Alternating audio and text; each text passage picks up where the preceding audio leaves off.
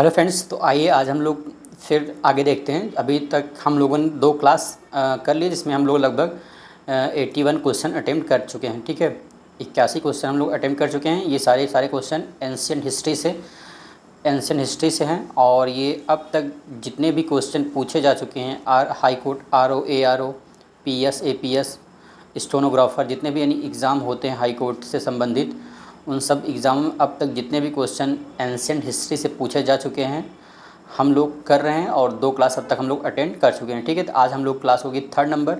आज हम लोग आगे देखेंगे। ठीक है, तो आइए शुरू करते हैं शैव और वैष्णव धर्म से। ठीक है, तो इसमें सबसे पहला हमारा क्वेश्चन है कि 10वीं शताब्दी तक आते आते जो 12 अलवारों की जो रचनाएं हुई थी उनका संकलन किया गया, जिन्हें डॉट के नाम से जाना जाता है, यानी कि जिन्हें किस नाम से जाना जाता है, जिन्हें तेवरम नाम से जाना जाता है, या दिव्य सूरी सरिता, या प्री पुराणम, या नलिया नलीरा दिव्य प्रबंधनम के नाम से जाना जाता है। तो यहाँ पे 4 में से एक ऑप्शन होगा, तुम्हारा यहाँ पे होगा D option is correct option.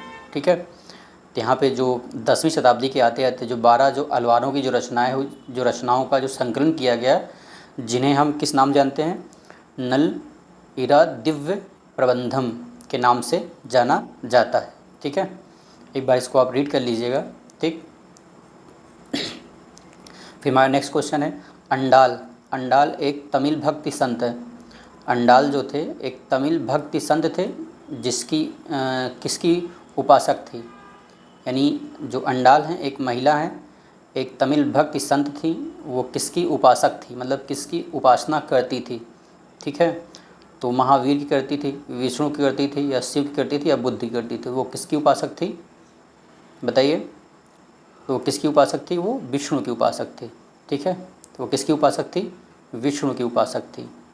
ठीक, फिर नेक्स्ट हमारा आता है मौर्य साम्राज्य।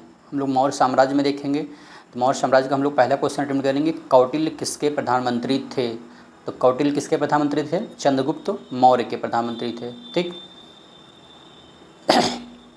अब यहाँ पे नेक्स्ट क्वेश्चन है हमारा, उस यूनानी राजदूत का नाम बताइए जिन्हें चंद्रगुप्त मौर्य की राजसभा में भेजा गया था। उस यूनानी राजदूत का नाम बताइए जिसे चंद्रगुप्त मौर्य के राजदरबार में या राजसभा में भेजा गया था। वो सेल्यूकस था, या डियोडोरस था, या मेगास्थनीज था, या अरियन था। तो वो कौन था, मेगास्थनीज था। ठीक है, तो वो कौन था, मेगास्थनीज था। ठीक, जो मेगास्थनीज था वो क्या था, यूनानी शासक था, जो सेल्यूकस निकेटर का राजदूत था, जो चंद्रगुप्त मौर्य के समय भारत आया था। ठीक है, जिसने इंडिका लिखी थी। इंडिका की पहचान मेगास्थनीज द्वारा यूनानी भाषा में लिखी गई एक पुस्तक है, जिसे मौर्यकालीन समाज और नगरों और राजनीति का वर्णन किया गया। इंडिका में भारतीय समाज को 7 भागों में बांटा गया। ठीक है, इसको एक बार अच्छे से रीड कर लीजिएगा आप। ठीक, फिर चंद्रगुप्त मौर्य ने किसे हराया था, चंद्रगुप्त मौर्य ने किसे हराया था। तो यहाँ बताना है कि नहीं, चंद्रगुप्त मौर्य ने किसे हराया था, तो वो किसे हराया था, सेल्यूकस निकेटर को। ठीक है, तभी तो उसने अपना दूत भेजा था। ठीक, सेल्यूकस निकेटर को हराया था। जो चंद्रगुप्त मौर्य है, चंद्रगुप्त मौर्य वंश का संस्थापक है। ठीक है, 322 ईस्वी में वो मगध की राजगद्दी पर बैठता है, और 305 ईसा पूर्व में सेल्यूकस निकेटर को पराजित किया था। ठीक, फिर चंद्रगुप्त मौर्य जो था वो जैन धर्म के अनुयायी थे। उन्होंने अपने अंतिम समय में यानी जैन गुरु बद्धभाव से जैन धर्म की दीक्षा ली थी, और आगे चल के उन्होंने जो कर्नाटक जो बेल श्रवणगोल है वहाँ पे जाके वो अपना जीवन त्याग देते हैं। ठीक है, फिर उसके बाद नेक्स्ट हमारा क्वेश्चन है, निम्नलिखित में से किसको सम्राट अशोक ने अपने साम्राज्य में न्याय प्रशासन के लिए नियुक्त किया था। जो सम्राट अशोक थे वो किसको नियुक्त किए थे, अपने न्याय प्रशासन के लिए किसको नियुक्त किए थे, शर्मन को, या कुमार अमात्य को, या राजुक को, या उपारिक। तो उस समय जो अशोक मौर्यकालीन अशोक के शासनकाल में जो न्याय प्रशासन हुआ कि जो नियुक्त किया था वो कौन थे, राजजुक थे। ठीक है, तो वो कौन थे, राजजुक हुआ करते थे। जो न्याय अधिकारी हुआ करते थे उसे हम लोग क्या बोलते हैं, राजजुक। ठीक है, फिर भारत का सबसे प्राचीन राजवंश कौन था, भारत का सबसे प्राचीन राजवंश कौन था, मौर्य राजवंश था। ठीक है, फिर नेक्स्ट हम लोग देखते हैं सिकंदर का प्रतिरोध किस भारतीय शासक राजा ने किया था। तो सिकंदर का प्रतिरोध किसने किया था? तो वो है पोरस ने। ठीक है, तो पोरस ही लड़ा था। ठीक है, पोरस भल भी यानी कि सिकंदर से लड़ते हुए हार गया था, लेकिन उसकी बहादुरी को देखकर सिकंदर ने उसे उसका राज्य वापस कर दिया था। ठीक। फिर मेगास्थनीज के संदर्भ में कौन सा कथन असंगत है यानी गलत है?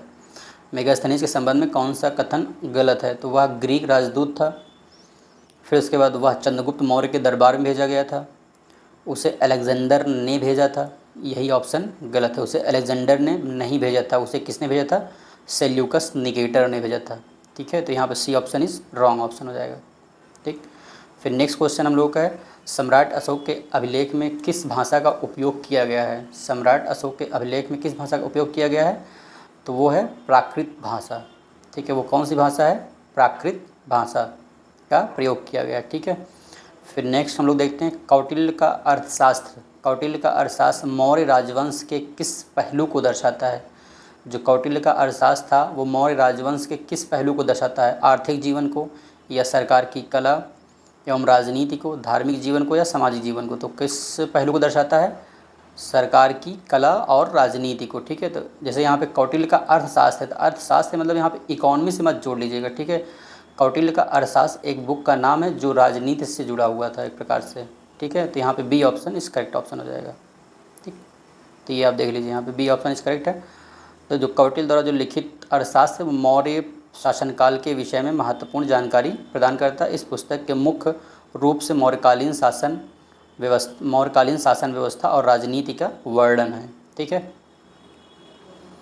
फिर नेक्स्ट हमारा है क्वेश्चन, निम्न में से भारत के किस ऐतिहासिक व्यक्ति को विष्णुगुप्त कहा गया? भारत के किस ऐतिहासिक व्यक्ति को विष्णुगुप्त के रूप में कहा गया? या विल्हना को, कालिदास को, पतंजलि को, या चाणक्य को? तो किसे कहा गया है बताइए? तो किसे कहा गया है यहाँ पे? तो यहाँ पे बोला गया है हमारे जो ये चाणक्य हैं, चाणक्य को ही विष्णुगुप्त के रूप में उपाधि दी गई थी। ठीक है। फिर नेक्स्ट हमारा है, अशोक किस वंश से संबंधित था? अशोक किस वंश से संबंधित था? मौर्य वंश से संबंधित था। ठीक। फिर नेक्स्ट है, कौन सा अभिलेख यह सिद्ध करता है कि चंद्रगुप्त का प्रभाव पश्चिमी भारत तक फैला हुआ था? यहाँ बताना है कि कौन सा ऐसा अभिलेख है जिससे यह सिद्ध होता है कि चंद्रगुप्त का जो प्रभाव है पश्चिमी भारत पर भी था। कलिंग का अभिलेख है, या अशोक का गिरनार अभिलेख, या रुद्रदमन का जूनागढ़ अभिलेख है, या अशोक का शोपारा अभिलेख है? तो वो क्या है? रुद्रदमन का जूनागढ़ अभिलेख से यह सिद्ध होता है कि चंद्रगुप्त का प्रभाव जो था वो पश्चिमी भारत तक फैला हुआ था। ठीक। फिर नेक्स्ट हमारा है, निम्न में से कौन विदेशी यात्री सबसे पहले भारत आया? निम्न में से कौन विदेशी यात्री सबसे पहले भारत आया? तो कौन था? फाहियान था, या भेनसांग था, या इत्सिंग, या मेगास्थनीज? तो कौन था? मेगास्थनीज था। ठीक है। मौर्य काल में प्रसिद्ध शिक्षा केंद्र कौन था? मौर्य काल में जो प्रसिद्ध शिक्षा केंद्र था वो वैशाली था, या नालंदा था, या तक्षशिला था, या उज्जैन था? तो वो कौन सा था? तक्षशिला था। ठीक, इसे याद रखिएगा कि मौर्य काल में जो प्रसिद्ध शिक्षा के केंद्र था वो क्या था? तक्षशिला था। ठीक, जैसे बुद्धिज़्म के समय में नालंदा था। ठीक, तो वैसे मौर्य काल में तक्षशिला जो है वो प्रसिद्ध केंद्र बना। ठीक है। फिर उसके बाद मौर्य साम्राज्य किसने स्थापित किया था? मौर्य साम्राज्य किसने स्थापित किया था बताइए? तो वो चंद्रगुप्त मौर्य हैं। ठीक है, वो कौन है? चंद्रगुप्त मौर्य, जिन्होंने मौर्य साम्राज्य की स्थापना की। फिर व्यापार मार्गों के अभिसरण या मिलान बिंदु डॉट था जो मध्य एशिया से होते हुए सिल्क रूट से जुड़ा हुआ था। तो यहाँ बताना है यानी ये कौन सा प्लेस था जो मध्य एशिया से होते हुए सिल्क रूट से जुड़ा हुआ था? तो कौन सा प्लेस था? वो था तक्षशिला। ठीक है, वो क्या था? तक्षशिला। देखिए यहाँ पे तक्षशिला मौर्य काल में व्यापार मार्गों का अभिसरण या मिलान बिंदु था। ठीक है, जो मध्य एशिया से होते हुए सिल्क रूट से जुड़ा हुआ था। ठीक, तो यहाँ पे A option is correct option. फिर हम लोग आगे देखते हैं, सम्राट अशोक डॉट के पुत्र थे। सम्राट जो अशोक थे वो किसके पुत्र थे ये बताना है। ठीक है, तो सम्राट अशोक किसके पुत्र थे? बिंदुसार के पुत्र थे। ठीक, सम्राट अशोक किसके पुत्र थे? बिंदुसार के पुत्र थे। ठीक, चंद्रगुप्त मौर्य के पश्चात उसका पुत्र बिंदुसार सम्राट बना था। ठीक, फिर बिंदुसार सम्राट के बाद कौन आया? अशोक आया। किस मौर्य सम्राट ने स्मारकों के लिए पत्थर के प्रयोग की शुरुआत की? तो किसके शासनकाल में दिखाई देता है? वो अशोक के शासनकाल में दिखाई देता है। ठीक है, जहाँ हम लोग बृहद शिलालेख, लघु शिलालेख के बारे को हम लोग देखते हैं तो वो किसके शासनकाल में देखते हैं? अशोक के शासनकाल में। ठीक, फिर कलिंग युद्ध ने इनमें से किसके जीवन को परिवर्तित कर दिया? तो कलिंग युद्ध कब, किसके शासनकाल में हुआ था? सम्राट अशोक के शासनकाल में। ठीक, जिन्होंने कलिंग युद्ध के बाद फिर युद्ध की जो नीति थी उसे त्याग कर वो उन्होंने धम्म की नीति को एक्सेप्ट कर लिया था। ठीक, फिर अब हम लोग आगे इसके देखेंगे कल मौर्योत्तर साम्राज्य के बारे में। ठीक है, तो आज के लिए हम लोग इतना ही करते हैं। ठीक, बाकी थैंक यू।